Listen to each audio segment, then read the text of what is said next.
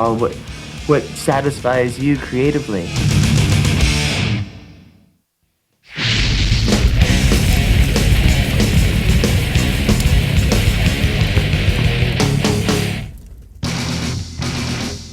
It was during stadium gigs where Metallica came alive. The band are well known for mixing and socialising with their road crew, as their lead truck driver remembers. My name's Kurt Williams, and I was Metallica's lead truck driver for 11 years. Known the guys since they were pretty young. They're a live touring machine, and they enjoy touring, and they love being on the road, and they love playing. Scheduling for touring is quite hectic. Me being lead driver would haul the rigging, which is always the first truck in, the last truck out at night.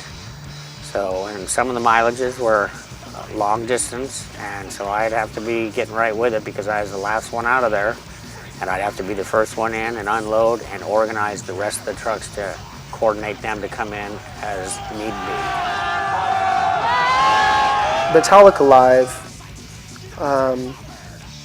they just really have a magic about them, and it just comes across. I mean, they're not fluffing up their hair, really, there's no makeup involved. It's very raw.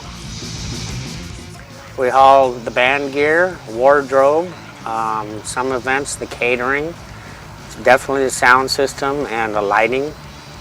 Like I said, it depends on the size of the tour, of how big it could be. Some of their tours are big enough where we have multiple trucks that haul the steel for the outdoor venues, for big stadiums.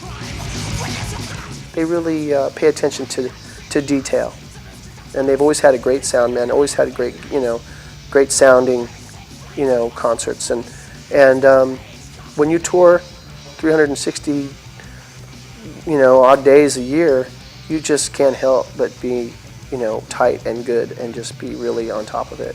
And if they were moving from the hotel bar or something, if I was there, they'd say, "Kurt, come on, let's go," and we just go out and party for the night, which is always fun with the band because naturally, everything was given to them. Everybody was just trying to take care of the band, but they'd never forget us and turn around and say, "You take care of our friends,"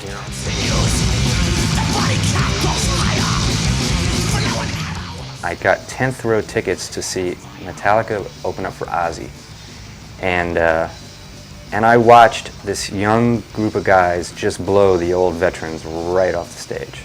I mean, they were even louder than Ozzy was. They were so loud that my ears rang probably for 2 days. And Lars told me, the reason they kept going out when they didn't have a new album was just to keep their fans fresh, to keep them, where they're interested or, don't wander off with all these new bands. And they've always kept that, theory of just keeping their fans with them. And I think their fans are going to be strong as ever. Metallica have had a number of accidents while touring. During these times, they've had to rely on Kirk Hammett's guitar tech, John Marshall, to fill in on a number of occasions.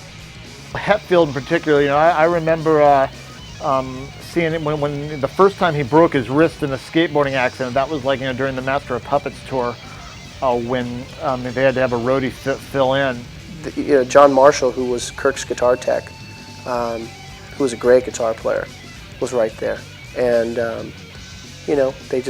I don't know how that worked out because they were on the road, but they asked him to fill in and play the guitar parts, the rhythm parts. And I guess that worked out pretty good. I think he was a little more behind the scenes that time, the first time. When James got burned, John was able to come out and play. Although the band continue to love playing stadium gigs, they sometimes find these occasions too choreographed. It becomes a show with cues and things you have to do, and you have to go stand there, because if you don't stand there, then something's going to blow up over here and all these type of things. And sometimes it's nice to get just really back to basics.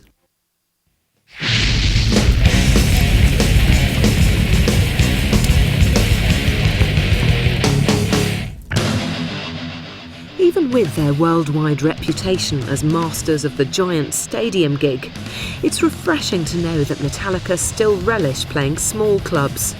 A reminder perhaps of the times before they made it big. Playing small places like clubs is a lot of fun because it gives you a chance to get so much. What you thrive on being in a band is eye contact and the energy that you get back from the people you can see. And when you actually have eye contact with like 600 people or whatever, that's just a great thing. Well, a band like of Metallica's caliber is going to do a small gig like that to get in touch back with their friends. Because, you know, you're going to be playing these big arenas, and you can't say hey to your buddies while you're playing. You can't, like, play this room playing for your friends, you know, which is, like, something that's really important to any kind of rock and roll band. It's like, you know, your friends' recognition. You know, it's like, what are you going to do after you play a 50,000-seat arena? You can't go back, you know, or out to the crowd and go, hey, find your friends really quick. What'd you think? You know, it's like if you play a place for 100 people, you can try out things. You can do things you didn't do, you know, don't always do, and have a good time. It's a party. The funnest things Metallica's done that I've been to are the Kill 'Em All, Four Horsemen, one-off, unannounced gigs at Ruthie's or at the MAB in '84 and '85 and various other ones later. Those have always been the most fun because it's like old reunion, like a high school reunion. All the old people get back together and to go see this amazing band playing, having fun. The show that I remember the best is that was the Four Horsemen show, which was, you know, kind of a discreet thing. They come off the road and they wanted to do something that was more for people that they knew. It wasn't just for the big grand concert type thing, and that was at the MAP. This guy Bob was like, look, I want to do this night, and I was like, I usually don't do Tuesdays, but he's like, look, I will pay you. You know, I have a label coming to see my band, and I was like, okay, I'll do a Tuesday for you. If you can pay me enough to give money for my sound man and my door person, we can do a Tuesday. That Tuesday show rolls around, and I couldn't be there. I hired someone to do sound for that show and watch the door.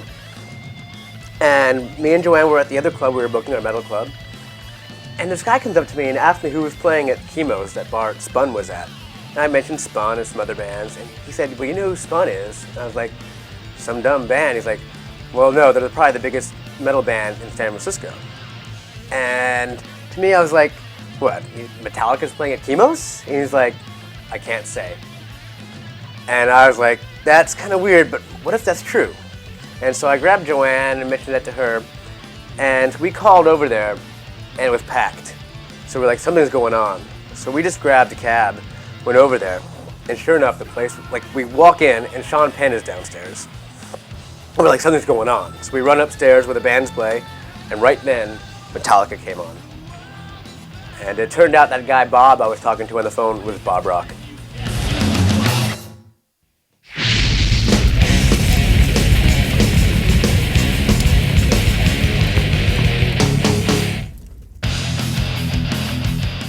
With 11 years of success and a raft of hit albums, Jason Newsted finally decided to leave Metallica. He continued to work on a number of other projects, including Echo Brain and Voivod. We're rolling.